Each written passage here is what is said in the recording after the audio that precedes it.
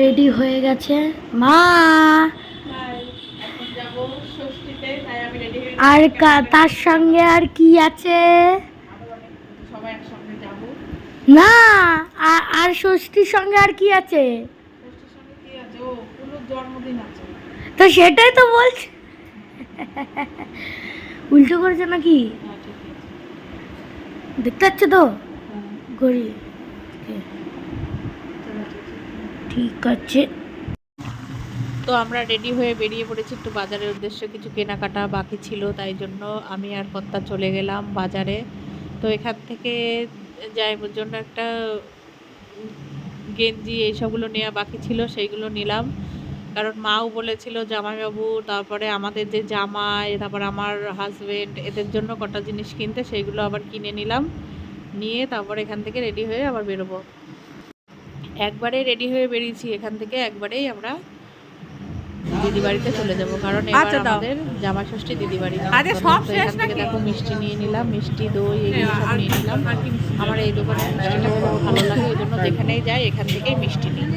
তো তোমরা কে কে মিষ্টি খেতে পছন্দ করো অবশ্যই জানাবে, আমার তো খুব ভালো লাগে। এই মিষ্টিটা আমার সব থেকে ভালো লেগেছে, খুব সুন্দর খেতে, একবার ট্রাই করে দেখবে, এই মিষ্টিটা খুব ভালো লাগে।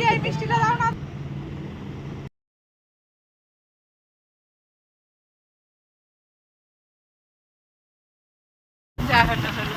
তো আমরা এই যে বেরিয়ে পড়েছি এখন ষষ্ঠীর নিমন্ত্রণ অনেক দূর বাড়ি, তো চলো দেখতে থাকবো কত দূর। 1 ঘন্টা লাগবে, তাই না আমাদের যেতে? আমাদের 3.5 ঘন্টা লাগবে।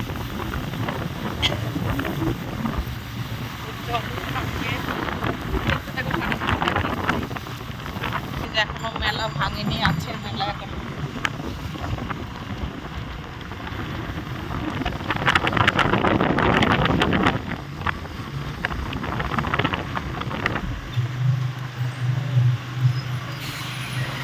বাড়ি একদম ফাঁকা হয়ে গেল। আমাদের বাড়ির থেকে কত দূর দেখো, অনেক দূর বাবা। দেখালাম আর এই এখানে কত দূর বাবা। আমাদের আসতে এখন বাজে মনে হয় 11:30 বেশি, এখন পৌঁছালাম। এই যে চলে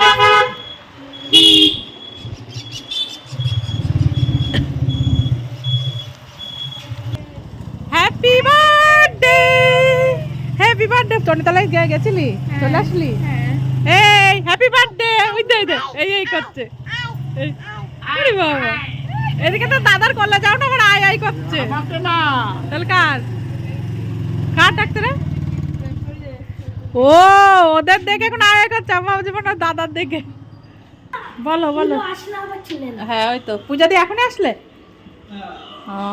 কি ব্যাপার, জামাই শ্বশুর খালি গায়ে বসে রয়েছ? ওমা কি করো? তোমার শাশুড়ির হাতে দাও, এনাও করলে হবে। দাও দাও, এ দেখো জামাই হাড়ি নিয়ে এসছে। হ্যাঁ যাই, এ দেখো এইদিকে সব জোগাড় জানতি চলছে।